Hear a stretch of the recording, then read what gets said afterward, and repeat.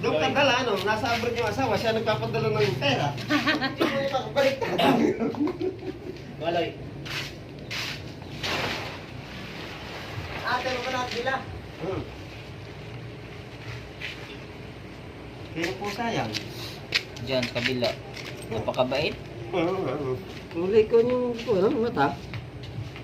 Parang may contact lens, ano?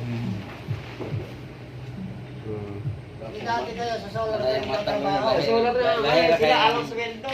Eh, baka yung sahod nila, nakuha ng loob ng kanilang... Yung uwan ng kontrako.